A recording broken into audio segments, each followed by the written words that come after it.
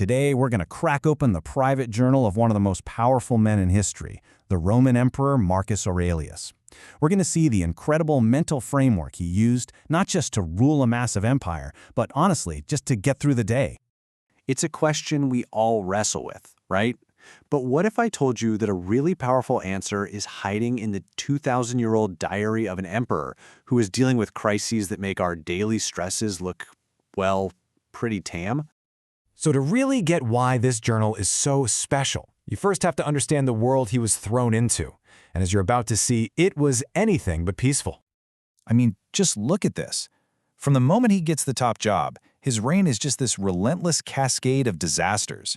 You've got constant war on multiple fronts, a plague that killed millions, starvation sweeping the city, and then, the ultimate betrayal, a civil war kicked off by one of his own generals. So the big question is, under all that unimaginable pressure, how on earth did he not just completely fall apart? His greatest weapon wasn't his army. It wasn't a sword.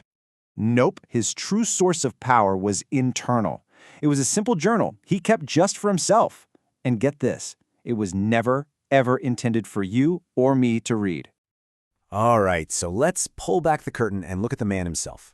How did this little book, which we now call Meditations, become his personal guide for, navigating the absolute chaos of his life?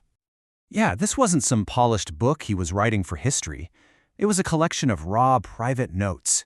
Think of it more like a personal training manual for his own mind, a place where he could coach himself through fear, frustration, and the insane weight of his responsibilities. And that's exactly why Meditations is so powerful. This wasn't some high-minded, abstract philosophy.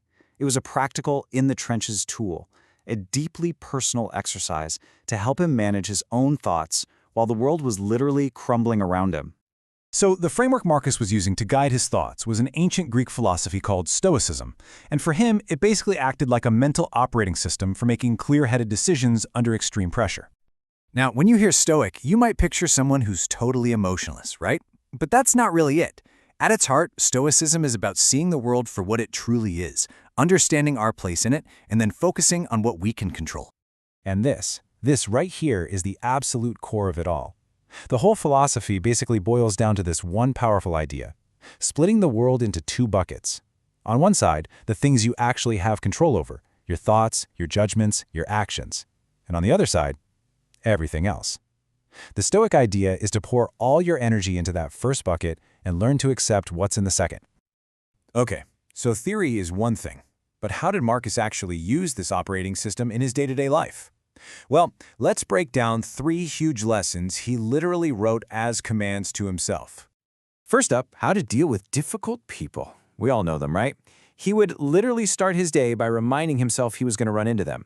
But then he'd ask this brilliant question: how can they really hurt me? He realized their actions, their negativity, that's their problem. It couldn't touch his own character unless he let it. Second, when people wronged him, and remember, one of his generals started a civil war, he refused to sink to their level. The ultimate win, he wrote, isn't getting even. It's refusing to let their bad behavior corrupt your own. It's about protecting your own integrity no matter what. And finally, he thought about his own mortality, not in a dark, gloomy way, but as the ultimate motivator. Realizing his time was limited wasn't a source of fear, it was a call to action. It was his way of reminding himself to stop procrastinating and to act with purpose, because every single day mattered.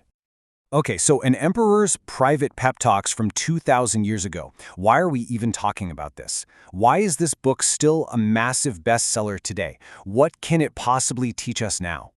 The answer is actually pretty simple. The external world has changed, but the internal human experience, not so much. We still deal with anxiety, we still get distracted, we still have to deal with difficult people. Meditations has survived because it's not a history book, it's a timeless user manual for the human mind. It's a practical toolkit for anyone trying to find a little calm and purpose in a very chaotic world. And that's the real magic of it. You don't have to be an emperor facing a civil war to use these tools. It all starts with a simple question you can ask yourself right now, today. Amidst all the noise and distraction of your own life, what is the one thing in your power you can focus on today?